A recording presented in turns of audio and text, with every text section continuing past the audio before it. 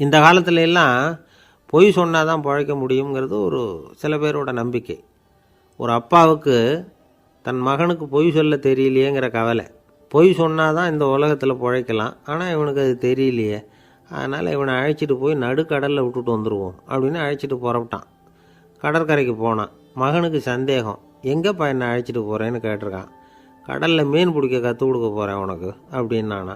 நான் ஏற்கனவே மீன் பிடிச்சிட்டேனேன்னானா இவன் மகன். எங்கே அதுன்னு கேட்டிருக்கான் அப்பங்காரன். சுட்டு சாப்பிட்டுட்டேன்ருக்கான் புள்ள.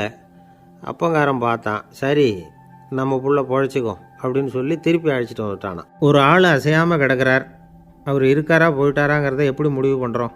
அவர் மூக்குக்கு முன்னாடி புறங்கையை வச்சு பார்க்குறோம், மூச்சு வருதா இல்லையா அப்படிங்கிறத கண்டுபிடிக்கிறதுக்காக. மூச்சுங்கிறது அவ்வளவு முக்கியமான ஒரு விஷயம். சுவாசம் இல்லைன்னா எதுவுமே இல்லை. நம்ம பூமி இருக்க அது கூட சுவாசிக்குதுங்கிறத சோவியத் விஞ்ஞானிகள் கண்டுபிடிச்சிருக்கிறாங்க. பூமிக்கு மேலே இருக்கிற மண் அடுக்கில் காற்றில் உள்ள ஆக்சிஜன் ஆக்சிகரணம் அடையுது அப்படின்னு தான் இதுவரைக்கும் எல்லோரும் நம்பிக்கிட்டு இருந்தாங்க.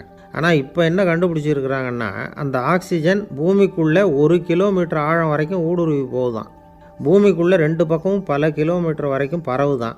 பூமிக்குள்ளே இருக்கிற நீர்நிலை அடுக்குகள் தான் நுரையீரல் செய்கிற வேலையை செய்யுதான். நம்ம உடம்புல நுரையீரல் இல்லைன்னா ஒன்றும் நடக்காது. ஒரு மரத்தை தலைகீழாக தொங்க போட்டால் எப்படி இருக்கும் அப்படி யோசிச்சு பாருங்கள். அப்படி தான் இதுவும் நுரையீரலும் அப்படி தான் இருக்கும். வலது பக்கம் ஒன்று, இடது பக்கம் ஒன்று. வலது பக்கம் நுரையீரல் கொஞ்சம் பெருசாக இருக்கும். நுட்பமான நரம்பு குழாய்கள் அதில் இருக்கும். கோடிக்கணக்கான நுண்ணிய குழாய்களை வச்சுக்கிட்டு தான் அது வேலை செய்யுது. 25 கோடி குழாய்கள் இருக்கும். அதை அப்படியே முழுசாக பிரித்து பரப்புனா ஒரு டென்னிஸ் கோர்ட்டில் பாதி பரப்பளவு இருக்குமா. நுரையீரல் நிறம் கருஞ்சிவப்பு தான்.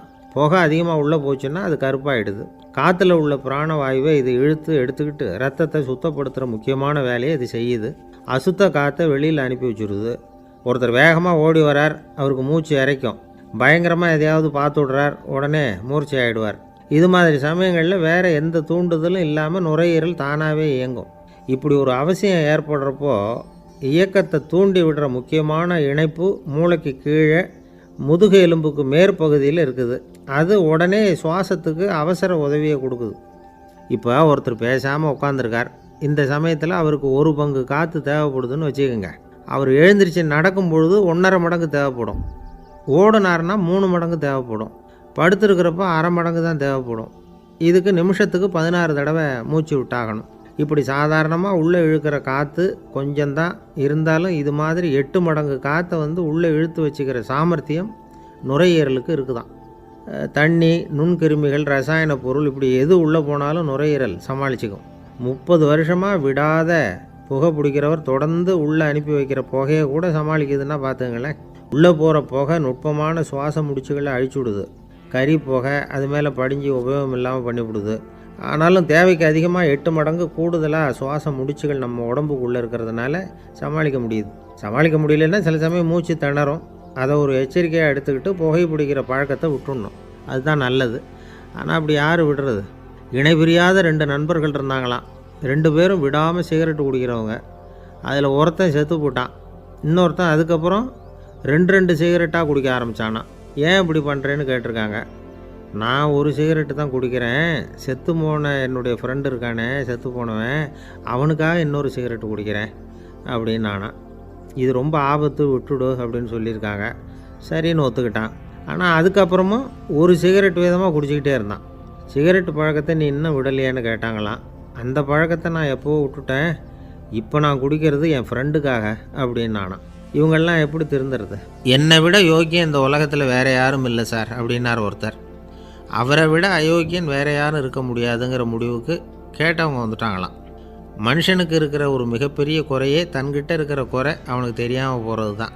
ஆனால் அடுத்தவங்ககிட்ட இருக்கிற குறை இவனுக்கு தெளிவாக தெரிஞ்சிடும். ஒரு ஒட்டகம் ஒரு கொக்கை பார்த்து ஒரு கேள்வி கேட்டுதான். என்ன கேள்வி தெரியுமா? உன் கழுத்து ஏன் இப்படி வளைஞ்சி போயிருக்குது அப்படின்னு கேட்டிருக்கு. இதுக்கு உடம்பே வளைச்சல். இது போய் கொக்கை கிண்டல் பண்ணுது. இன்றைக்கி மனித சுபாவமும் கிட்டத்தட்ட இப்படி தான் இருக்குது. இந்த உலகத்தில் குறையில்லாத மனிதர்கள் யாரும் கிடையாது, நாம் உள்பட அப்படிங்கிறத முதல்ல நாம் நல்லா புரிஞ்சுக்கணும்.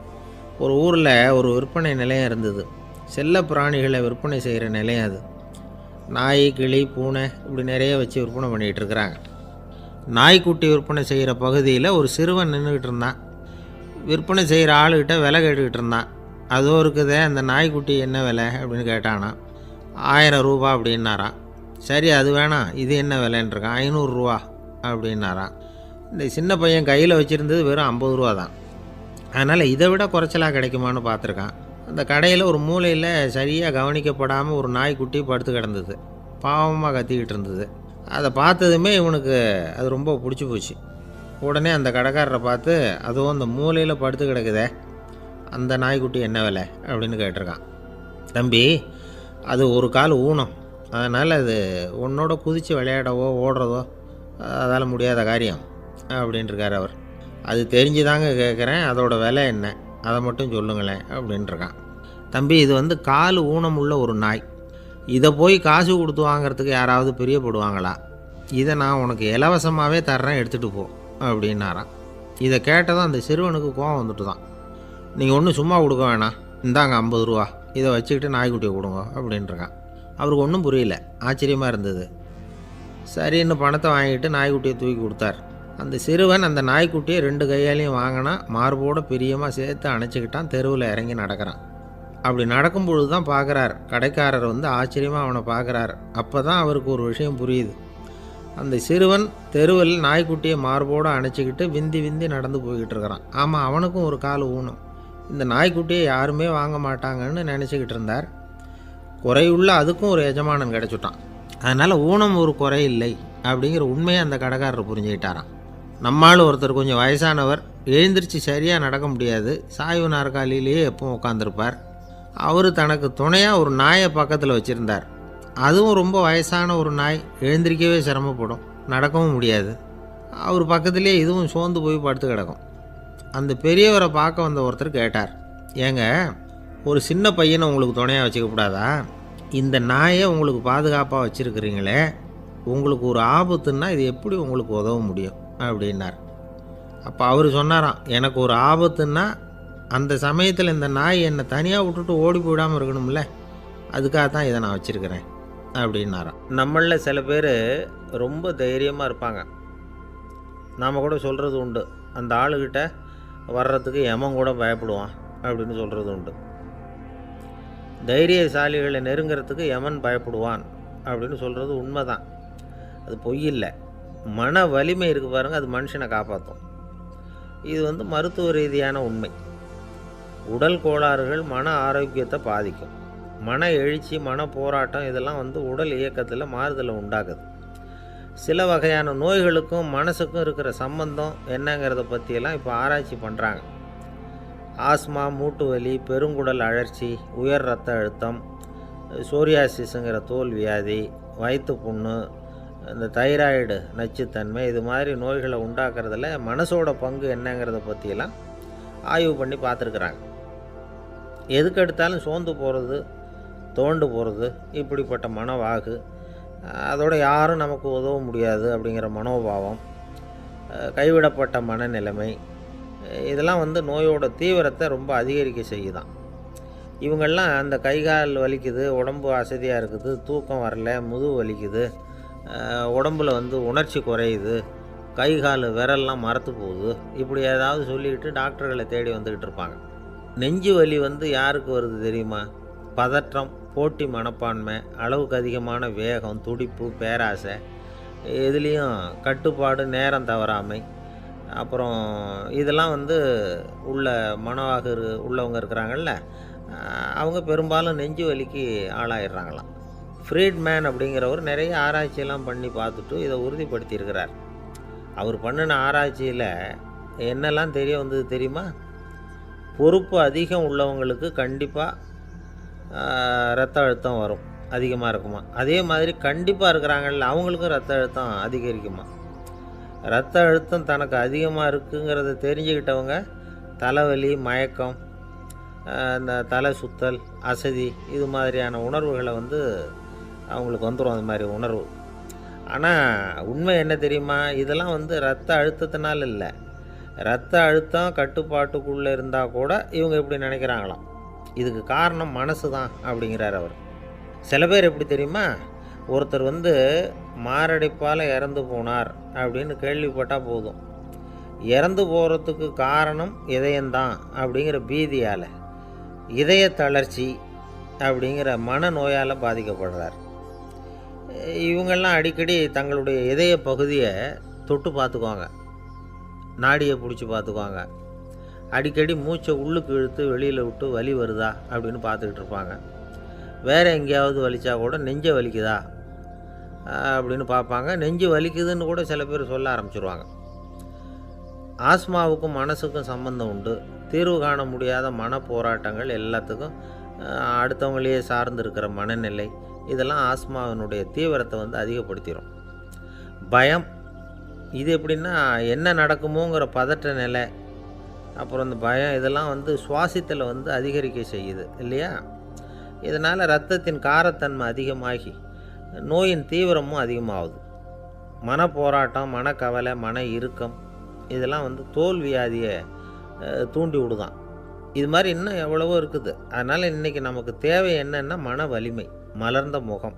இது ரெண்டும் இருந்துட்டுதுன்னா பலவிதமான நோய்கள் நம்மக்கிட்ட நெருங்கி வராது. டாக்டர், என்ன நெருங்காமல் இருக்கிறதுக்கு நான் ஒரு காரியம் பண்ணுறேன் அப்படின்னார் ஒருத்தர். அவர் என்ன அர்த்தத்தில் சொன்னார்னா, டாக்டர் அவரை நெருங்காமல் இருக்கிறதுக்கு அவர் ஒரு காரியம் பண்ணுறாராம். நண்பர்கிட்ட சொன்னார். நண்பர் கேட்டார், அது என்ன காரியம் பண்ணுற அப்படின்னு கேட்டார். தினம் ஒரு ஆப்பிள் பழம் சாப்பிட்றேன்னார் அவர். ஏன்னா ஆங்கிலத்தில் ஒரு பழமொழி சொல்லுவாங்கள்ல, an apple a day keeps doctor away அப்படிம்பாங்க. ஒரு ஆப்பிள் பழம் சாப்பிட்டா டாக்டர் விலகியே இருப்பார், டாக்டர்கிட்ட போக வேண்டிய அவசியம் இருக்காது அப்படிங்கிறதுக்காக அந்த பழமொழி சொல்கிறது.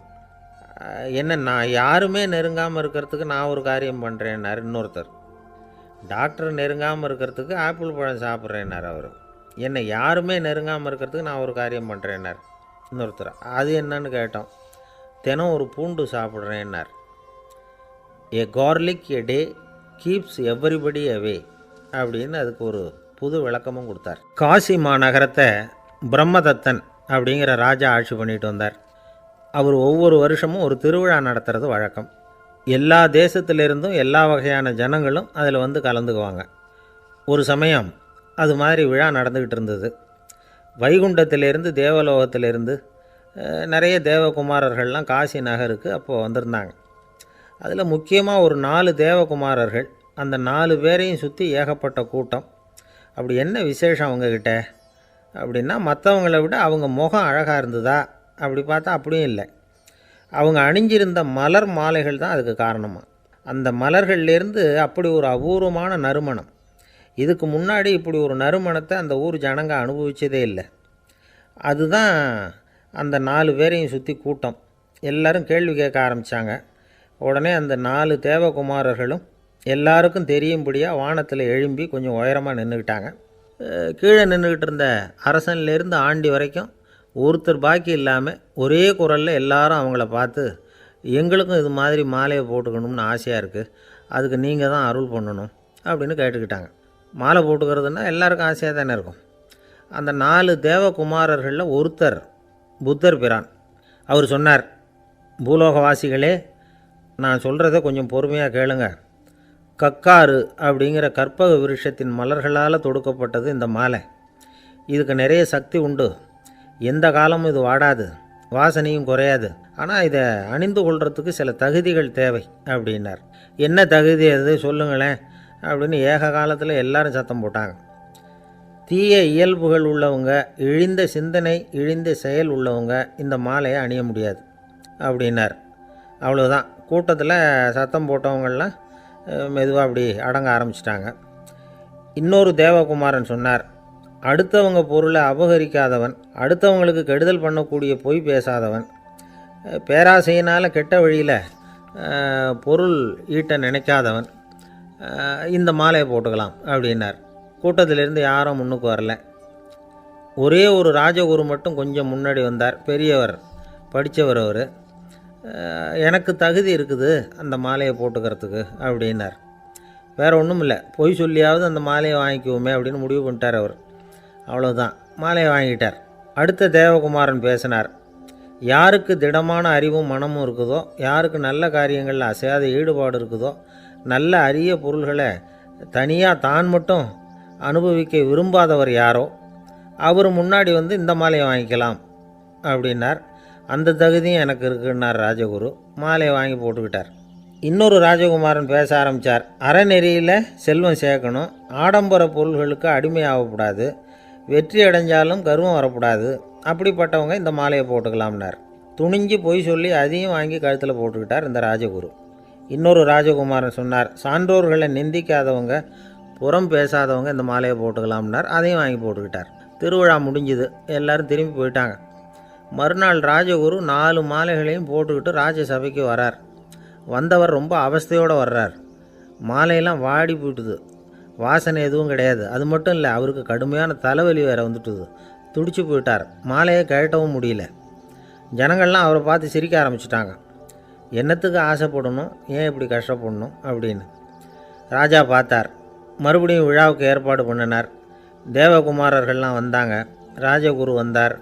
மக்கள் முன்னிலையில் அவங்க காலில் விழுந்தார், மன்னிப்பு கேட்டுக்கிட்டார். இந்த மாலையை போட்டுக்கிற தகுதி எனக்கு இல்லை. தகுதி இல்லாத ஒருத்தன் தகாத தகுதியை பொய் மூலம் பெறணும்னு ஆசைப்படுறாங்களே, அவங்களுக்கெல்லாம் என்னுடைய தண்டனை ஒரு எச்சரிக்கையாக இருக்கட்டும்னார். அதுக்கப்புறம் தேவகுமாரர்கள் அவர் கழுத்தில் இருக்கிற மாலையை கழட்டினாங்களாம். அந்த மாலைகளும் பழையபடி மனம் கொடுக்க ஆரம்பிச்சுட்டு தான். இதிலேருந்து நாம் தெரிஞ்சுக்க வேண்டியது என்னென்னா, நமக்கு தகுதி இல்லாத ஒரு கௌரவம் நம்மக்கிட்ட தானாக வந்தால் கூட அதை தவிர்த்து விடுறது தான் நல்லது. அதுதான் புத்திசாலித்தனம். ஒருத்தர் வந்தார். சார், எங்கள் இலக்கிய மன்ற விழாவுக்கு நீங்கள் தலைமை தாங்கணும்னார். உடனே இவர் சொன்னார், பேச்சாளர், சார், இலக்கியத்தை பற்றி பேசுகிற தகுதி எனக்கு இல்லையே அப்படின்னார். உடனே அவர் கூப்பிட வந்தவர் சொன்னார், அந்த தகுதி உங்களுக்கு இல்லைங்கிறது எங்களுக்கும் தெரியும் சார், அதனால தான் உங்களை தலைமை தாங்க கூப்பிட்றேன் அப்படின்னார். அது சரி, தலைமைன்னா அதுக்கு இவர் என்ன தான் அர்த்தம் பண்ணுறாருன்னு தெரியல. ஒரே ஒரு ஊரில் ஒரு ராஜா இருந்தார். அவர் பேரில் மக்களுக்கு ரொம்ப மரியாதை. அவ்வளவு நல்லா ஆட்சி புரிஞ்சிக்கிட்டு வந்தார். அவருக்கு வயசாகிட்டுது. அதனால் ஒரு நாள் அமைச்சரை கூப்பிட்டார். இதை பாருங்கள், எனக்கு வயசாகிட்டுது, அதனால் இந்த அரச பொறுப்பையெல்லாம் நீங்கள் ஏற்றுக்குங்க அப்படின்னார். அதுக்கப்புறம் ராணியை கூப்பிட்டார். வா, நாம் இனிமேல் இங்கே இருக்க வேணாம், காட்டுக்கு போய் தவம் பண்ணலாம் அப்படின்னு கூப்பிட்டார். இந்த செய்தி மக்களுக்கு அறிவிக்கப்பட்டது. மக்கள் உடனே கூட்டம் கூட்டமாக அரண்மனைக்கு வர ஆரம்பிச்சிட்டாங்க. மன்னரை போய் பார்க்குறாங்க. அரசே, தாங்கள் எங்களுக்கு தந்தை மாதிரி. நீங்கள் காட்டுக்கு போயிட்டால் நாங்கள்லாம் இங்கே எப்படி இருக்க முடியும்? எங்களுக்கெல்லாம் எந்த துன்பமும் இல்லாமல் பார்த்துக்கிட்டு வர்றீங்க. இது மாதிரியான ஒரு அரசாட்சி இல்லைன்னா மக்கள் வாழ்ந்து என்ன பயன் அப்படின்னாங்க. இருந்தாலும் என்ன பண்ணுறது, வயசாயிட்ட காரணத்தினால இந்த முடிவுக்கு வர வேண்டியிருக்குது அப்படின்னாரா ராஜா. அப்படின்னா நீங்கள் காட்டுக்கு போக வேணாம், நாங்கள் போகிறோம். நாங்கள் அங்கே போய் தவம் பண்ணுறோம், வழிபாடு பண்ணுறோம். கடவுள் வருவார், அவர்கிட்ட வரம் வாங்கிட்டு வந்துடுறோம் அப்படின்னாங்களாம். அப்படி சொல்லிவிட்டு உடனே எல்லோரும் காட்டுக்கு போனாங்க. நாட்டு மக்கள் எல்லாரும் ஒட்டு மொத்தமாக காட்டில் உட்காந்துக்கிட்டு தவம் பண்ணுறதை பார்த்தார் கடவுள். உடனே புறப்பட்டு வந்தார். எல்லோரும் இப்படி உட்காந்துருக்கிறீங்களே, என்ன வேணும் உங்களுக்கு அப்படின்னு கேட்டார். உடனே மக்கள் எல்லாரும் ஒரு குரலில் சொன்னாங்க, சுவாமி, எங்கள் மன்னன் ரொம்ப நாளைக்கு நல்லபடியாக இருக்கணும். அவர் மகிழ்ச்சியாகவும் உடல் நலத்தோடும் இருந்தால் தான் நாங்கள் அமைதியாக வாழ முடியும் அப்படின்னாங்க. சரி, அதுக்கு என்ன செய்யணும் அப்படின்னார் ஆண்டவன். எங்கள் மன்னருக்கு இன்னும் ஒரு 100 வருஷம் ஆயுளை கொடுங்க அப்படின்னாங்க. அவ்வளவு தானே, சரி அப்படியே ஆகட்டும் அப்படின்னு சொல்லிவிட்டு ஆண்டவன் போயிட்டார். மக்கள் மகிழ்ச்சியோடு திரும்பி வந்தாங்க. மன்னா, கடவுள் வரம் கொடுத்துட்டார், நீங்கள் 100 வருஷம் வாழ போகிறீங்க அப்படின்னாங்க. இதை கேட்டதும் ராணி ராஜாவை வணங்கி, நான் தவம் செய்ய போகிறேன் அப்படின்னு புறப்பட்டாங்க. உடனே மக்கள் என்ன நினச்சாங்க தெரியுமா? ஐயோ, நாம் ராஜாவுக்கு மட்டும்தானே நீண்ட ஆயுள் வேணும்னு வரம் வாங்கினோம், ராணிக்கு வாங்கலையே, அதுதான் கோபத்தில் புறப்பட்டாங்க போல இருக்குது அப்படின்னு நினச்சி வருத்தப்பட்டாங்க. ஆனால் ராணி நினச்சது அது இல்லை. ராணி போய் தவம் பண்ணாங்க, கடவுள் காட்சி கொடுத்தார். இவங்க கேட்குறாங்க, சுவாமி, ராஜாவுக்கு மட்டும் 100 வருஷம் ஆயுள்னு வரம் கொடுத்துட்டீங்க, அப்படின்னா குடிமக்களும் 100 வருஷம் இருக்கணும். இப்படிப்பட்ட குடிமக்கள் இல்லைன்னா அப்படிப்பட்ட அரசன் இருந்து என்ன பிரயோஜனம் அப்படின்னாங்களாம். ஆண்டவன் பார்த்தார். சரி, அவங்களும் 100 வருஷம் வாழ்வாங்க, அது மட்டும் இல்லை, நீயும் 100 ஆண்டு காலம் வாழ வரமளிக்கிறேன் அப்படின்னு சொல்லிவிட்டு மறைஞ்சிட்டார். இதில் ஆண்டவன் வர்றதும் மறையிறதும் முக்கியம் இல்லை. இதில் கவனிக்க வேண்டியது ஆள்கிறவனின் விசால மனம், குடிமக்களின் விசால மனம், ஆள்கிறவன் மனைவியினுடைய விசால மனம். இப்படி ஒரு நாடு இருந்துட்டுதுன்னா எப்படி இருக்கும் வாழ்க்கை நினச்சி பாருங்கள். அதனால தான் பெரியவங்கள்லாம் சொல்கிறாங்க, இதய வாசல் திறந்தே இருக்கணும், இதயத்தின் கதவுகளை மூடாதீங்க அப்படின்னு சொல்லுவாங்க. என்கிட்ட ஒருத்தர் சொன்னார், என்னுடைய இதய வாசல் எப்பவும் திறந்தே தான் இருக்குதுன்னார். எதனால் அப்படி சொல்கிறீங்க அப்படின்னு கேட்டோம். டாக்டரே சொல்லிவிட்டார், என்னுடைய இதயத்தில் ஒரு ஓட்டை இருக்குது அப்படின்னு, வால்வு சரியில்லையா அப்படிங்கிறார். அளவுக்கு மிஞ்சினால் அமிர்தமும் நஞ்சு அப்படின்னு சொல்லுவாங்க. அது உண்மைதான். ஒருத்தருக்கு அளவுக்கு மீறிய புகழ் வந்துட்டுதுன்னு வச்சுங்க, அது கூட ஆபத்தாக போயிடுறது உண்டு. பழங்காலத்துல எல்லாம் கிரேக்க தேசத்தில் ஒரு பழக்கம் உண்டாம். அதாவது யாராவது ஒருத்தரை நாடு கடத்தணும்னா அதுக்கு ஒரு வழி உண்டு. அதாவது ஒருத்தரை நாடு கடத்தணும்னு மக்கள் விரும்புகிறாங்கன்னு வச்சுங்களேன், அவர் பேரை ஒரு மண்பாண்ட ஓட்டுச்சில்லில் எழுதி அதை ஒரு குறிப்பிட்ட பொது இடத்துல போட்டுற வேண்டியது, அவ்வளவுதான். இது மாதிரி பல பேர் போட்டுக்கிட்டே இருப்பாங்க, எல்லாம் அப்படியே குவிஞ்சு போயிடும். அந்த ஓட்டாஞ்சில்லு குவியலில் யாருடைய பேர் அதிகமாக இருக்குதோ அந்த நபரை ஒரு 10 ஆண்டுகள் நாடு கடத்தி விடுவாங்க. இது அந்த ஊர் வழக்கமாக. ஒரு நாள் அந்த குவியலுக்கு பக்கத்தில் ஒரு ஆள் நின்றுக்கிட்டு இருக்கிறான். அவன் கையில் ஒரு ஓட்டாஞ்சில்லு வச்சுருக்கிறான். அதில் யாரோட பேரையோ எழுதணும், எழுதி அந்த இடத்துல போடணுங்கிறது அவன் ஆசை. ஆனால் அவன் படிக்காதவன், அதனால் எழுத தெரியல. யாராவது அந்த வழியாக வர்றாங்களான்னு பார்த்துக்கிட்டே நின்றுக்கிட்டு இருந்தான். ஒரு பெரியவர் வந்துக்கிட்டு இருந்தார். அவர்கிட்ட ஓடினான். கையில் இருந்த மண்பாண்ட சில்லை கொடுத்தான். ஐயா, இதில் ஒரு பேர் எழுதி கொடுங்களேன்னா. அந்த பெரியவர் அதை வாங்கி கையில் வச்சுக்கிட்டு, என்ன பேர் எழுதணும் சொல்லு அப்படின்னா.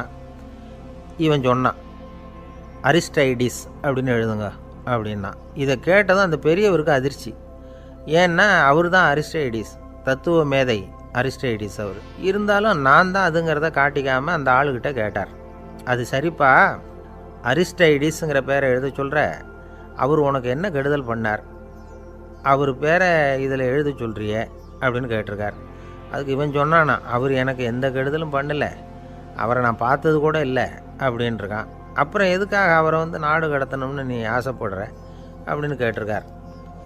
இப்போ அந்த ஆள் சொல்கிறான், அரிஸ்டைடஸை பற்றி எல்லாரும் பேசுகிறாங்க, அவர் ரொம்ப நல்லவர், அவர் ஒரு பெரிய அறிவாளிங்கிறாங்க, அவர் ஒரு பெரிய வள்ளல், பேரறிஞர், இப்படி எல்லாரும் சொல்கிறத கேட்டு கேட்டு எனக்கு ரொம்ப அலுத்து போயிட்டுது, அதனால தான் வெறுப்பாயிட்டேன் அப்படின்னு நானும். இதிலேருந்து என்ன தெரியுது, நாம் நல்லவனாக இருக்கிறதுல ஒன்றும் இடைஞ்சல் இல்லை. ஆனால் நம்மளை நல்லவன் நல்லவன் எல்லாரும் சொல்ல ஆரம்பிச்சிட்டாங்கன்னு வச்சுக்கோங்க, அப்போ இடைஞ்சல் ஆரம்பம்னு அர்த்தம். எதுவுமே அளவுக்கு மிஞ்சி போகாமல் பார்த்துக்க வேண்டியது ரொம்ப அவசியம். அளவுக்கு அதிகமாக ஆசைப்படாதவங்களில் ஆப்ரஹாம் லிங்கனும் ஒருத்தரான்.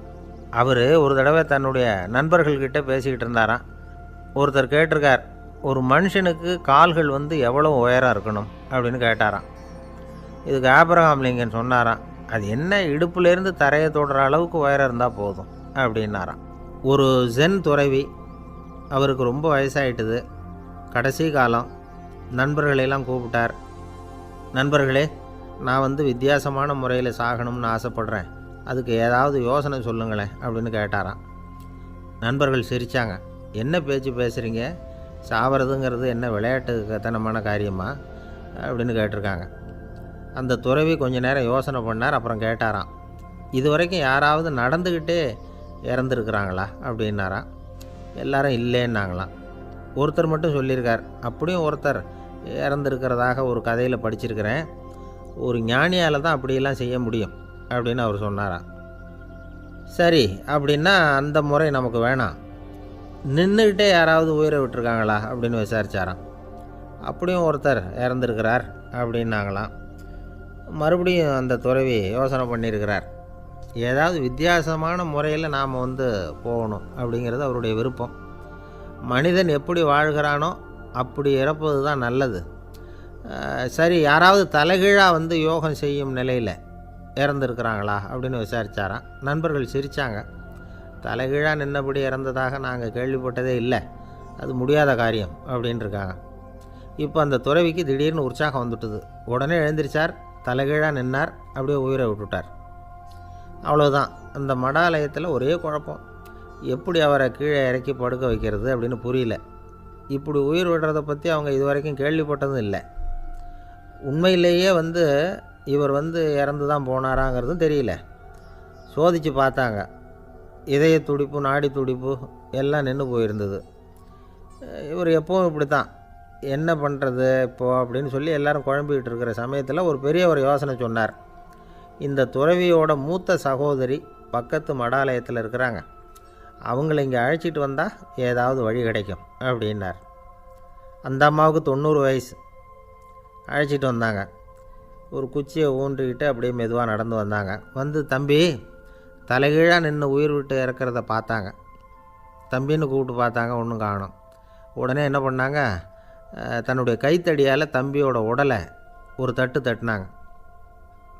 ஏப்பா சாகிறப்பவும் உன்னுடைய குறும்புத்தனத்தை விடலையா, இப்படியாடா சாகிறது, ஒழுங்காக செத்து தொலை அப்படின்னாங்களாம். அவ்வளவுதான். உடனே அந்த துறவி திரும்பி நேராக நின்னார். அக்கா கோவப்படாத, நான் ஒழுங்காக சாகிறேன், எப்படி செத்தா என்ன, எல்லாம் எனக்கு ஒன்று தான் அப்படின்னு சொல்லிவிட்டு அப்படியே தரையில் படுத்து உயிரை விட்டாராம். அதுக்கப்புறம் அந்த அம்மா கோலை வந்து கையில் எடுத்துக்கிட்டு அப்படியே திரும்பி கூட பார்க்காம அவங்க பாட்டுக்கு போயிட்டாங்களாம். மரணத்தை ஒரு விளையாட்டாக ஆக்கிய அந்த துறவிக்கு வாழ்க்கையே ஒரு விளையாட்டாக தான் இருந்திருக்குது. எந்த நோக்கமும் இல்லாமல் செயல்படுறதுன்னா என்னங்கிறதும் அவருக்கு தெரிஞ்சிருக்குது. பயனை எதிர்பார்க்காமல் பணி செய்து வாழ்ந்து மறைந்த மகான் அவர். தம்முடைய தொழிலை வந்து விளையாட்டு போல் செய்ய தெரிஞ்சவருக்கு வாழ்க்கையே ஒரு விளையாட்டாக மாறிடும். எல்லாமே விளையாட்டாகி விடுகிற போது மரணமும் விளையாட்டாகிவிடும் அப்படிங்கிறது தான் அந்த தத்துவம். ஆனால் அதுக்கு முன்னாடி உங்களுக்குள்ளே இருக்கிற உண்மையான நடிகனை வந்து நீங்கள் அடையாளம் கண்டுபிடிக்கணும். நீங்கள் நடிக்க வேண்டியதே இல்லை, நீங்கள் ஏற்கனவே நடிச்சுக்கிட்டு தான் இருக்கிறீங்க. நீங்கள் இந்த உண்மையை தெரிஞ்சுக்கணும், அவ்வளவுதான். இதுதான் ஞானிகளுடைய கருத்து. நீங்கள் தெருவில் நடந்து போயிட்டுருக்கிறீங்க, எதிரில் வர்றவர் உங்களை பார்த்து எப்படி இருக்கிறீங்கன்னு கேட்குறார். நல்லா இருக்கிறேங்கிறீங்க. உண்மையிலேயே நாம் நல்லா இருக்க மாட்டோம், ஏதாவது உடம்புல கோளாறு இருக்கும். ஆனால் அப்படி சொல்லுவோம் நல்லா இருக்கிறேன் அப்படின்னு. அது நடிப்பு தானே. உங்களை சந்தித்ததில் ரொம்ப மகிழ்ச்சி அப்படின்னு சொல்கிறோம். உடனே கொஞ்சம் நிதானமாக யோசித்து பாருங்கள், உண்மையிலேயே உங்கள் மனசு மகிழ்ச்சி அடைஞ்சுட்டுதா? அது நடிப்பு தானே. வாழ்க்கையை சரியாக புரிஞ்சுக்கிட்டால் எல்லாமே நடிப்புங்கிறது புரியும். கல்யாண பத்திரிக்கை அனுப்பியிருந்தேனே, ஏன்டா வரலன்னு கேட்டான் ஒருத்தன். வந்திருந்தேனே அப்படின்னானா இவன். டேய் ஏன்டா போய் சொல்கிற, நான் பத்திரிக்கையே உனக்கு அனுப்பலையே அப்படின்ட்டுருக்கான் அவன். அதுக்கு இவன் சொன்னானா, பத்திரிக்கை அனுப்புனேன்னு நீ போய் சொல்கிறப்போ கல்யாணத்துக்கு வந்தேன்னு நான் போய் சொல்லக்கூடாதா அப்படின்னானா. ஒரு பெரிய பியானோ கலைஞர் வியன்னாவில் இருந்தார். ரொம்ப புகழ்பெற்ற இசை கலைஞர் அவர். இங்கிலாந்து மகாராணி விக்டோரியா அவருடைய சங்கீதத்தை கேட்கணும்னு ஆசைப்பட்டாங்க. அவரை அரண்மனைக்கு கூப்பிட்டாங்களாம். பியானோ வாசிக்க சொல்லி கேட்டாங்களாம். இவரும் ரொம்ப பிரமாதமாக வாய்ச்சி காட்டியிருக்கார். உடனே பாராட்டி பரிசுகள்லாம் கொடுத்து அனுப்புனாங்களாம். அந்த இசையை கேட்குறதுல அரசிக்கு ரொம்பவும் ஆர்வம் உண்டு. அதனால் அதுக்கப்புறமும் அந்த கலைஞர் அடிக்கடி அரண்மனைக்கு வர வேண்டிய அவசியம் ஏற்பட்டது. ஏன்னா அரசி கூப்பிட ஆரம்பித்தாங்க. இவர் போகணும், அங்கே இசை நிகழ்ச்சி நடத்தணும். இவர் அங்கே பாடி வாசிக்கிறது உண்டு. ஒரு தடவை வந்து மகாராணி அவரை பார்த்து உங்கள் நாட்டு தேசிய கீதம் பாடுங்களேன் அப்படின்னு கேட்டாங்களாம். உடனே அவர் தன்னுடைய நாடான ஆஸ்திரியாவின் தேசிய கீதத்தை பாடியிருக்கிறார். அவர் பாட ஆரம்பித்த உடனே மகாராணி எழுந்திரிச்சு நின்னாங்களாம். அதுக்கு மரியாதை செலுத்துகிற நோக்கத்தோடு பாட்டு முடிகிற வரைக்கும் அப்படியே நின்றுக்கிட்டு இருந்தாங்களாம். இதுதான் அந்த அரசியினுடைய பெருந்தன்மை. அதாவது நாட்டுப்பற்றுங்கிறது அந்த அளவுக்கு அப்படி இருக்கணும். இப்படி ஒரு அரசியே நம்ம நாட்டு தேசிய கீதத்துக்கு எழுந்திரிச்சு நின்று மரியாதை செலுத்துகிறாங்க அப்படிங்கிறத புரிஞ்சிக்கும் பொழுது அந்த முதிய கலைஞரின் மகிழ்ச்சிக்கு அளவே இல்லையாம். அதுக்கப்புறம் அந்த பியானோ கலைஞர் ஒரு நாள் தன்னுடைய நண்பர் ஒருத்தர்கிட்ட பேசிக்கிட்டு இருந்தாராம். அப்போ சொன்னாராம், மகாராணியார் வந்து எனக்கு எவ்வளவோ பரிசுகள்லாம் கொடுத்துருக்குறாங்க. ஒரு தடவை எனக்கு வைரக்கல் பதித்த அணி ஒன்றை கூட பரிசாக கொடுத்தாங்க.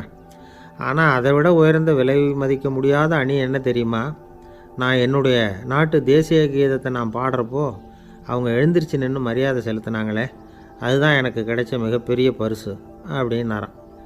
எனக்கு தெரிஞ்ச சங்கீத வித்வான் ஒருத்தர் இருக்கார். சமீபத்தில் ஒரு நாள் அவரை பார்த்தேன். எப்படி போயிட்டுருக்கு உங்கள் தொழில் அப்படின்னு கேட்டேன்.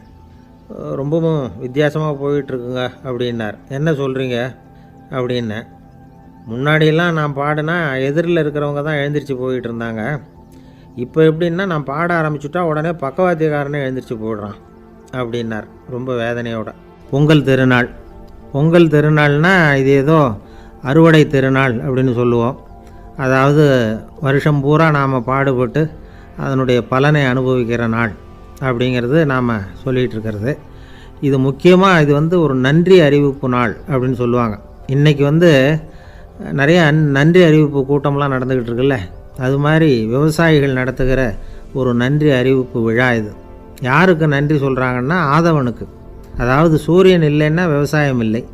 அதனால் ஆதவனுக்கு நன்றி செலுத்துகிற நாளாக இந்த பொங்கல் திருநாளை நாம் கொண்டாடுறோம். அதாவது இந்த பொங்கலில் விவசாயிகள்கிட்டேருந்து நிறைய பண்புகளை நாம் தெரிஞ்சுக்க வேண்டிய நாள் இது. விவசாயிகள் அவங்க விவசாயம் முன்னேறி இருக்கிற அளவுக்கு விவசாயிகளுடைய வாழ்க்கை தரம் முன்னேறலை. அந்த அளவுக்கு அவர்கள் நாட்டுக்காக உழைச்சிக்கிட்டு இருக்கிறாங்க. அந்த காலத்திலே அதை பற்றி ஒரு கதை சொல்கிறது உண்டு. ஒரு வயசான ஆள் நிலத்தில் ஏறு உழுதுகிட்டு இருந்தாராம். கிழிஞ்சு போன ஒரு சின்ன துண்டை தான் இடுப்பில் கட்டியிருந்தாராம். தலையில் ஒரு கந்தலை சுற்றி இருந்தார். உடம்பு பூரா சேரு, ரொம்ப ஏழை. ஏறு ஓட்டிகிட்டு இருக்கிறவர் வேறு எப்படி இருப்பார்? இருந்தாலும் அந்த ஆள் ரொம்ப ஜாலியாக பாட்டு பாடிக்கிட்டே ஏறு உழுதுகிட்டு இருந்தாராம். உடம்புல தான் அவர் ஏழையை தவிர மனசில் ஒரு ஏழையாக தெரியல. அந்த சமயத்தில் அந்த நாட்டு ராஜா அந்த பக்கமாக குதிரை மேலே வந்தாராம். வேட்டைக்கு போயிட்டு பரிவாரங்களோடு திரும்பி வந்துக்கிட்டு இருக்கிறார். ரொம்ப செல்வ செழிப்பில் இருக்கிற ராஜா அவர் இந்த வயசான விவசாயியை பார்த்துருக்கார். இந்த ஆள் ரொம்பவும் ஏழைங்கிறது அவர் பார்த்தாவே பளிச்சுன்னு தெரியுது. கட்டிக்கிறதுக்கு நல்ல துணி இல்லை, உடம்போ இழைச்சி போயிருக்குது, வயிறு முதுகில் போய் ஒட்டிக்கிட்டு இருக்கு, கண்ணு குழி விழுந்து போயிருக்குது. ஆனாலும் முகத்தை பார்த்தா சந்தோஷமாக இருக்கிற மாதிரி இருக்குது. இவ்வளோ உற்சாகமாக பாடிக்கிட்டு இருக்கிறாரே அப்படின்னு ஆச்சரியமாக நினச்சி பார்த்தார் அந்த ராஜா. சரி, அவர்கிட்ட கொஞ்சம் பேச்சு கொடுத்து பார்க்கலாம் அப்படின்னு முடிவு பண்ணார். ஐயா பெரியவரே, இப்படி கொஞ்சம் வர முடியுமான்னாராம். பொழுது போகிறதுக்குள்ளே நான் இந்த வயல் பூரா உழவு ஓட்டி ஆகணும், அதனால் பேசுகிறதுக்கு நேரம் இல்லை அப்படின்னாராம் அந்த பெரியவர். என்ன அவ்வளவு அவசரமாக? மீதி இருந்தால் நாளைக்கு உழுதக்கூடாதா? அது சரி, உனக்கு எத்தனை ஏக்கர் நிலம் இருக்குது அப்படின்னு விசாரிச்சிருக்கார் ராஜா. எனக்குன்னு சொந்தமாக உள்ளங்கை அளவு கூட நிலம் கிடையாது. இது எங்கள் முதலாளியோட நிலம். இதை பூராவும் உழுது முடித்தாதான் அவர் கூலி கொடுப்பார். நான் கூலிக்கு உழுதுகிட்டு இருக்கிறேன். உங்ககிட்ட பேசிக்கிட்டு இருந்தால் அவருக்கு துரோகம் பண்ணது மாதிரி ஆகிடும் அப்படின்னாராம். ராஜா குதிரையை விட்டு கீழே இறங்கினார். வரப்பில் நடந்து அந்த பெரியவர்கிட்டே போனாராம். சரி, ஒரு நாள் பூரா உழுதா உனக்கு எவ்வளவு கூலின்னு கேட்டிருக்கார். 8 அணா கூலி கிடைக்கும்னாராம் அவர். இது ரொம்ப காலத்துக்கு முன்னாடி நடந்த ஒரு சம்பவங்கிறதுனால அப்போ 8 அணா கூலிங்கிறது ரொம்ப பெருசு. இருந்தாலும் அதுவும் அந்த ராஜாவுக்கு பெரிய கூலியாக தெரியல. இவ்வளவு தானா, இதை வச்சுக்கிட்டு நீ எப்படி காலம் தள்ளுற அப்படின்னாராம். ஒன்றும் கவலை இல்லை அப்படின்னாராம் அவர். ராஜாவுக்கு ரொம்ப ஆச்சரியமாக போச்சு. 8 அணா கூலி வாங்குகிற இந்த ஆள் கவலை இல்லாமல் இருக்கிறார், ஏராளமான வசதியோடு இருக்கிறன்னா கவலை இல்லாமல் வாழ முடியலையே அப்படின்னு நினச்சி பார்த்துருக்கார். அது சரி, 8 அணாவில் எப்படி குடும்பம் நடத்துகிற அப்படின்னு கேட்டாராம். எனக்கு கிடைக்கிற 8 அணாவில் 2 அணா குடும்பத்துக்கு செலவழிக்கிறேன், 2 அணா பழைய கடனுக்கு கொடுக்குறேன், 2 அணா தர்மம் செய்கிறேன், 2 அணா வட்டிக்கு கொடுக்குறேன், ஒரு குறையும் இல்லைன்னாராம். ராஜாவுக்கு ஒன்றும் புரியல. எனக்கு ஒன்றும் புரியலேன்னு இருக்கார். ஐயா, எனக்கும் என் மனைவிக்கும் 2 அணா செலவாகுது. வயசான அம்மா அப்பா இருக்கிறாங்க, சின்ன வயசில் என்னை காப்பாற்றினவங்க அவங்க. அந்த கடனுக்கு 2 அணா செலவாகுது, அது பழைய கடன்.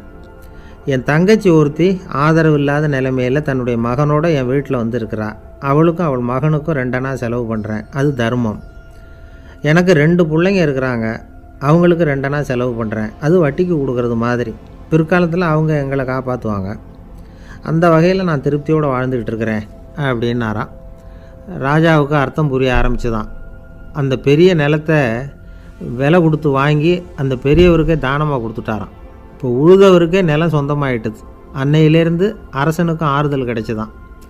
இப்படி ஒரு கதை சொல்லுவாங்க. 8 அணா வருமானத்தை வச்சுக்கிட்டு எப்படி காலத்தை தள்ளுறதுன்னு சொல்கிறதுக்காக இந்த கதையை சொல்கிறதாக யாரும் தப்பாக நினச்சிக்கக்கூடாது. கிடைக்கிறத எப்படி பங்கு போடுறார், எப்படி திருப்தியாக வாழறார் அப்படிங்கிறது தான் முக்கியம். அது மாதிரி இன்றைக்கு இந்த பொங்கல் திருநாளில் உழவர்கள் மனசு மகிழ்ச்சியாக இருந்ததுன்னா அது எல்லாரும் மகிழ்ச்சியாக இருக்கிறது மாதிரி அர்த்தம். அதனால் அவர்கள்ட்டேருந்து நாம் பாடம் கற்றுக்கணும். சில உழவர்கள் தங்கள் நிலத்தில் விளையிறத தாங்கள் சாப்பிட மாட்டாங்க, அடுத்தவங்கள்ட்ட விற்றுட்டு சந்தையில் போய் வேறு அரிசி வாங்கிட்டு வந்து தான் இவங்க சாப்பிடுவாங்க. அப்படிப்பட்ட விவசாயிகள்லாம் இது உண்டு. பங்கிடுகிற பண்பை உழவர்கள்ட்டேருந்து கற்றுக்கொள்ளுங்கள் அப்படிம்பாங்க. ஒரு ஆள் நிம்மதியாக மகிழ்ச்சியாக இருந்தானா, உங்கள் நிம்மதிக்கும் மகிழ்ச்சிக்கும் என்ன காரணம்னு கேட்டிருக்கார் இன்னொருத்தர். என்கிட்ட இருந்தது பூராவையும் என் பிள்ளைங்களுக்கு சமமாக பங்கு போட்டு கொடுத்துட்டேன், எனக்குன்னு எதுவுமே வச்சுக்கல, அதுதான் நிம்மதிக்கு காரணம்ன்றிருக்கான். உங்ககிட்ட இருந்தது எவ்வளவு இருந்தது அப்படின்னு கேட்டிருக்காரு அவர். மொத்தமாக ஒரு 50,000 ரூபா இருக்கும். அப்படின்னு இருக்கான். அவ்வளவும் பணமாகவே இருந்ததா அப்படின்னு கேட்டிருக்காங்க இவங்க. இல்லைங்க, அவ்வளவும் கடன், அதை தான் பிரித்து கொடுத்துருக்கேன் பிள்ளைங்கக்கிட்ட அப்படின்னு நானான் அவன். எது ரொம்பவும் கஷ்டமான காரியம் அப்படின்னு கேட்டார் ஒருத்தர். ஒருத்தருக்கு ஒருத்தர் சண்டை போடாமல் இருக்கிறது தான் ரொம்ப கஷ்டமான காரியம் அப்படின்னு தோணுது. ஒரு நாட்டுக்கும் இன்னொரு நாட்டுக்கும் சண்டை, நாட்டுக்குள்ளேயே ஒரு குரூப்புக்கும் இன்னொரு குரூப்புக்கும் சண்டை. ஏன் சண்டை போட்டுக்கிறீங்கன்னு கேட்டு பாருங்கள். நாங்கள் சமாதானத்துக்காக தான் சண்டை போட்டுக்கிறோம் அப்படிம்பாங்க. வாழறதுக்காக பிறந்த மனுஷன் லட்சியத்துக்காக உயிரை விட தயார் அப்படின்னு சொல்லிகிட்டு இருப்பான். அப்படி உயிரை விடுறவங்கள நாமளும் பாராட்டுவோம். ஆனால் ஒன்றும் இல்லாத விஷயங்களுக்கெல்லாம் சண்டை போடுறவங்களெல்லாம், அப்படிப்பட்டவங்களையும் சரி உயிரை விடுறவங்களையும் சரி என்னென்னு சொல்கிறது, யுத்தங்களாலேயும் சண்டைகளாலேயும் நாம் அடையிறது என்னங்கிறது ஒரு பக்கம் இருக்கட்டும், இழக்கிறது என்ன தெரியுமா? ஏராளமான உயிர்கள். ரத்தம் சிந்துறதுக்கு நான் தயார் அப்படின்னு மார்தட்டி சொல்லலாம். ஆனால் ரத்தம் சிந்தினா உயிர் காத்துக்கிட்டு இருக்க தயார் இல்லை. அதாவது உயிர் நமக்காக காத்துக்கிட்டு இருக்க தயார் இல்லை. இழக்கிற ரத்தத்தை ஈடுகட்டினா தான் உயிரை காப்பாற்ற முடியும். அதனால் இது சம்மந்தமாக ஆராய்ச்சி செய்கிற கட்டாயம் ஏற்பட்டு போச்சு. அதோட விளைவாக புதுசாக ஒன்றை கண்டுபிடிச்சிருக்கிறாங்க. அதுதான் செயற்கை ரத்தப்பொடி. இப்போ இந்த திடீர் சாம்பார் பொடி, திடீர் ரசப்பொடி, திடீர் காப்பி பொடி இப்படிலாம் சொல்கிறோம்ல, அது மாதிரி இது திடீர் ரத்தப்பொடி. இஸ்ரேல் ஒரு சின்ன நாடு, மக்கள் தொகை குறைச்சல், அதோட போர்கள் வேறு. அதனால் காயம்பட்டவங்களை காப்பாற்றியே தீர வேண்டிய கட்டாயம். காப்பாற்றணும்னா ரத்த இழப்பை தடுக்கணும். அப்படின்னா உடனடியாக புது ரத்தம் செலுத்தி ஆகணும். திடீர்னு ரத்தம் வேணும்னா எங்கே போகிறது? அதுவும் கிடைக்கிற ரத்தம் சேர்கிற குரூப்பாக இருக்கணும். ஒரு வேடிக்கை பார்த்தீங்களா, நான் வேறு குரூப்பு நீ வேறு குரூப்புன்னு இவன் சண்டை போடுறான். இதில் அடிபட்டவனுக்கு ரத்தம் கொடுக்க போனால் அதுலேயும் அது வேறு வேறு குரூப்பாக இருக்குது. அது ரத்தமும் வேறு வேறு குரூப்புன்னு சொல்லிகிட்டு இருக்குது. எந்த குரூப்பு ரத்தம் வேணும்? அது உடனடியாக கிடைக்கலன்னா என்ன பண்ணுறது? இப்படிப்பட்ட கஷ்டம்லாம் நமக்கு வந்துடுது. இதுக்காக தான் விஞ்ஞானிகள் இந்த ரத்த பொடியை கண்டுபிடிச்சிருக்கிறாங்க. அதாவது ஒரு ஆள் அடிபட்டு போட்டான்னு வச்சுங்களேன், அவனுக்கு ரத்தம் கிடைக்கல, உடனே என்ன பண்ணலாம்? இந்த சுத்தப்படுத்தப்பட்ட தண்ணீரை கொஞ்சம் எடுத்துக்க வேண்டியது, அதில் இந்த ரத்த பொடியை கரைக்க வேண்டியது. இப்போ இந்த செயற்கை ரத்தம் தயாராகிட்டுது. இதை அந்த ஆள் உடம்புல ஏற்றி விட்டுற வேண்டியது.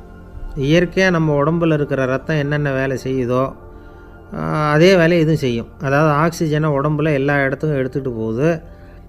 அந்த வேலையை இந்த செயற்கை ரத்தமும் செஞ்சுருது. ஆனால் ஒரு விஷயம், இந்த செயற்கை ரத்தம் ஒரு அவசரத்துக்கு தான் உபயோகப்படுத்தலாம், ஒரு முதல் உதவி மாதிரி. அதை அப்படியே நிரந்தரமாக விட்டுற முடியாது. பின்னாடி தேவையான குரூப்பு உண்மையான ரத்தம் கிடைச்ச உடனே அதை செலுத்திக்கணும். உண்மையான ரத்தத்தை 20லேருந்து 40 நாள் வரைக்கும் தான் பாதுகாக்க முடியும். அதுவும் குளிர்பதன பெட்டியில். அதுக்குள்ளே உபயோகப்படுத்தலைன்னா அது வீணாக போயிடும். இந்த ரத்த பொடி அப்படி இல்லை, எவ்வளோ நாள் வேணும்னாலும் அப்படியே வச்சுருக்கலாம். குளிர்பதன பெட்டியும் தேவையில்லை. ஆனால் ஒன்று, இது தண்ணியில் கலந்து செயற்கை ரத்தமாக ஆக்கிவிட்டா அதோட வலு 72 மணி நேரம் தான். அதாவது 3 நாள். அதுக்குள்ளே அந்த ஆசாமியை எங்கேயாவது ஆஸ்பத்திரிக்கு தூக்கிட்டு போய் உண்மையான ரத்தத்தை கொடுத்துடணும். சண்டையில் அடிபடுறவங்க, சாலை விபத்தில் அடிபடுறவங்க, இவங்களுக்கெல்லாம் அவசரத்துக்கு கை கொடுத்து உதவுறது இந்த செயற்கை ரத்த பொடி. அதுக்கப்புறம் நாம் கொடுக்குற ரத்தம் தான் அவங்கள காப்பாற்றணும். இன்றைக்கி ரத்தத்தை தானமாக கொடுக்க தயாராக இருக்கிற நல்ல உள்ளங்கள் ஏராளம். எவ்வளவு ஆக்சிடெண்ட்டு, ஆப்ரேஷன், இதில் சம்மந்தப்பட்டவங்களை காப்பாற்றுறது நாம் தானமாக கொடுக்குற ரத்தம் தானே. ஒரு ஆக்சிடெண்ட்டு, ஒரு ஸ்கூட்டர் ஒரு ஆள் மேலே மோதி விட்டுது, பார்த்து வரக்கூடாதா அப்படின்னா அந்த ஆள், நீ தான் பார்த்து நடக்கணும், ஏன்னா 20 வருஷமாக நான் அந்த ஸ்கூட்டரை ஓட்டிகிட்டு இருக்கிறேன் அப்படின்னானா இவன். இதுக்கு அவன் சொன்னானா, நீ தான் பார்த்து ஓட்டணும், ஏன்னா 40 வருஷமாக நான் இப்படி நடந்துக்கிட்டு இருக்கிறேன் அப்படின்னானா. ஒரு ஊரில் ஒரு ராஜா இருந்தார். பெரிய அரண்மனையில் தான் இருக்கிறார். எல்லா வசதியும் இருந்தது. இருந்தாலும் அவர் எல்லாரும் சொல்கிறது எப்படி தெரியுமா? பிச்சைக்கார ராஜா. அப்படி ஒரு பேர் அவருக்கு நிலச்சி போச்சு. ஜனங்களும் சரி, மற்ற தேசங்களில் உள்ளவங்களும் சரி, அவர் அந்த பேர் சொல்லியே குறிப்பிடுறது வழக்கமாக போட்டுது. இது அவருக்கு ரொம்ப கவலையாக போச்சு. என்ன இது, நம்மளை தேடி வர்றவங்களுக்கெல்லாம் நாம் சோறு போடுறோம், நம்ம புகழ்ந்து பாடல் ஏற்றி கொண்டு வர்ற புலவர்களுக்கெல்லாம் அவங்க எப்படி வந்தாலும் ஒருவேளை சோறு போடணுங்கிறது உத்தரவு. இவ்வளவுலாம் செஞ்சும் நம்மளை போய் பிச்சைக்கார ராஜான்னு எல்லாரும் சொல்கிறாங்களே, அது ஏன், எதுக்காக இப்படி சொல்கிறாங்க? இதுதான் ராஜாவுக்கு குழப்பம். சரி, இதை பற்றி நம்ம அமைச்சர்கள்கிட்ட கேட்கலாமா அப்படின்னு யோசனை பண்ணார். இந்த விஷயத்தை போய் அவங்கக்கிட்ட எப்படி கேட்குறதுன்னு அவருக்கு தயக்கமாக இருந்தது. கௌரவ குறைச்சலாக தெரிஞ்சுது அவருக்கு. சரி, சாதாரண குடிமக்கள்கிட்ட இதை பற்றி கேட்கலாமா அப்படின்னு யோசனை பண்ணார். கேட்கலாம், ஆனால் அவங்க யாரும் ராஜா முன்னாடி வந்து நின்று தைரியமாக பேசக்கூடிய அளவுக்கு இல்லை. ராஜாவோட குழப்பம் நாளுக்கு நாள் அதிகமாக போச்சு. கடைசியாக அவர் ஒரு முடிவுக்கு வந்தார். அதாவது இதை பற்றி ஒரு பிச்சைக்காரங்கிட்டே கேட்டு பார்த்துட்டா என்ன. இதுதான் அவர் பண்ண முடிவு. உடனே மாறு வேஷம் போட்டுக்கிட்டு நகர்வலம் போனார். ஒரு பிச்சைக்காரனை கண்டுபிடிச்சார். இதை பாருப்பா, நம்ம ராஜாவை எல்லாரும் பிச்சைக்கார ராஜான்னே சொல்கிறாங்களே, அதுக்கு என்ன காரணமாக இருக்கும் அப்படின்னு கேட்டார். அதுக்கு அவன் சொல்கிறான், இதுக்கான பதிலை இன்னும் ஒரு 30 நாளில் சொல்கிறேன் அப்படின்னா. உடனே இவருக்கு சந்தோஷம். உண்மையை அவங்ககிட்ட சொன்னார். நான் வேறு யாரும் இல்லை, நான் தான் இந்த நாட்டு ராஜா. இப்போ நீ என் கூடவே வந்துடு, அரண்மனையிலேயே தங்கிக்கோ. 30 நாள் கழித்து எனக்கு பதில் சொல்லிவிட்டு அதுக்கப்புறமா நீ போகலாம் அப்படின்னு சொல்லி அழைச்சிட்டு வந்துட்டார். அரண்மனையில் ஒரு மூலையில் அவன் தங்கறதுக்கு இடம் கொடுத்தார். தினம் 2 வேளையும் இவனுக்கு சோறு போடுங்க அப்படின்னு உத்தரவு போட்டார். ராஜா கொடுத்த இடத்துல போய் உக்காந்துக்கிட்டான் அந்த பிச்சைக்காரன். தினமும் அந்த அரண்மனையில் நடக்கிறதையெல்லாம் கவனிச்சிக்கிட்டு வந்தான். வேளைக்கு சாப்பாடு வரும், சாப்பிட்டுக்கிட்டு இருக்கான். இப்படி 30 நாள் முடிஞ்சுது. ராஜா வந்தார். என்ன, என்னோட கேள்விக்கு பதில் என்னன்னு கண்டுபிடிச்சிட்டியான்னார். கண்டுபிடிச்சிட்டேன்னா. என்ன எல்லாரும் பிச்சைக்கார ராஜான்னு சொல்கிறாங்களே, அது நியாயமாக படுதா உனக்குன்னு கேட்டார். நியாயமாக தான் படுது, சந்தேகம் இல்லாமல் நீங்கள் பிச்சைக்கார ராஜா தான். என்ன தான் நீங்கள் வசதியோடவும் படைபலத்தோடவும் இருந்தால் கூட நீங்கள் எங்கள் வர்க்கத்தை சேர்ந்த ஆசாமி தான் அப்படின்னு அடித்து சொல்லிவிட்டான் அந்த ஆள். என்னால் அப்படி சொல்கிறேன்னு கேட்டார் இவர். அரசே, ஒரு உண்மையை கண்டுபிடிச்சி சொல்கிறதா ஒரு நாள் சொன்னேன். ஒரு நண்பரை சந்திச்சேன். நீங்க ராஜ பரம்பரை, உங்க வீடு எதுன்னு உங்களுக்கு தெரியுமா சார்? கிடக்கிற முத்துமாலையை கை அவர் என்ன ஒரு மாதிரியா பார்த்தார். பொன்னையும் அவர் சொன்னார், தெரியும் அப்படின்னாரு. சரி, உங்க தொலைபேசி எண் உங்களுக்கு தெரியுமான்னு. அதுவும் தெரியும். சோறு போட சொன்னீங்க. உங்க மனைவி மக்கள் யார் யாருன்னு உங்களுக்கு தெரியுமான்னு கேட்டேன். என்ன ஒரு மாதிரியா பார்த்தார். அப்புறம் சொன்னார், அதுவும் தெரியும் சார் அப்படின்னார். சரி, நீங்க யாருன்னு உங்களுக்கு தெரியுமான்னு கேட்டேன். இப்பதான் அவர் முழிக்க ஆரம்பிச்சார். உலகம் அவர் மட்டும் அப்படி இல்ல, நாம எல்லாருமே அப்படிதான். எதிரில் நிக்கிறது யாருங்கிறது தெரியும், நாம யாருன்னு நமக்கு தெரியாது. உண்மையிலேயே நாம யார்? இந்த கேள்விக்கான பதில தான் வாழ்க்கை பூரா நாம தேடிட்டு இருக்கிறோம். புத்தர் என்ன சொல்றாரு தெரியுமா? நீங்க கடவுளை பத்தி கவலைப்பட தேவையில்லை, உங்களை பத்தின கவலை உங்களுக்கு இருந்தா போதும் அப்படிங்கிறார். பாராட்ட வர்றவங்களுக்கு நான் யார், எனக்கு ஏன் இந்த கவலை அப்படின்னு உங்களை நீங்களே கேட்டுதுங்க அப்படிங்கிறார்.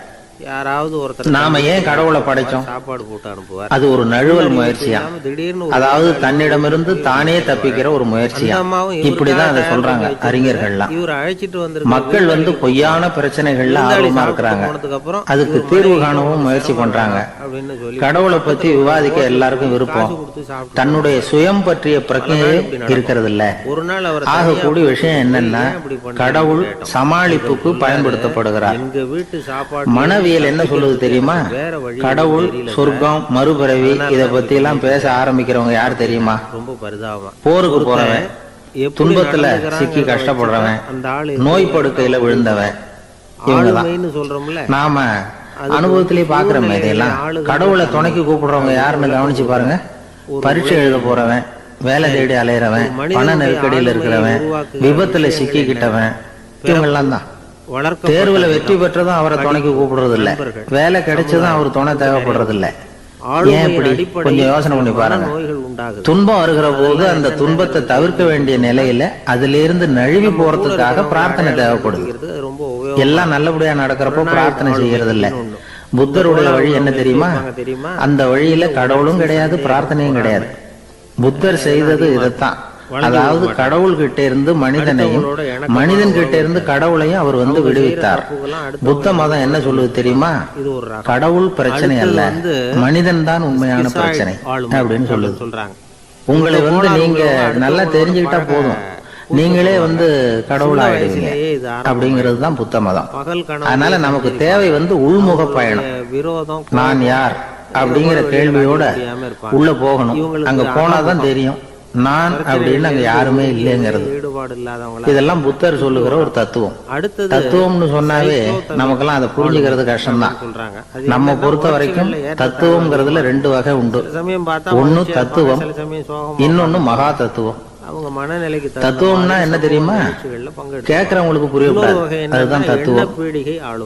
மகா தத்துவம் என்னன்னா சொல்றவங்களுக்கும் புரியக்கூடாது. அந்த வகையில பார்த்தா இன்று ஒரு தகவலும் ஒரு மகா தத்துவம் தான். எதிர்பார்க்கிற இவங்க எதிர்பார்ப்புக்கும் வரமுறைக்கும் மற்றவங்க கட்டுப்படணும்னு நினைப்பாங்க. இந்த நிலைமை நீடிச்சாச்சுன்னா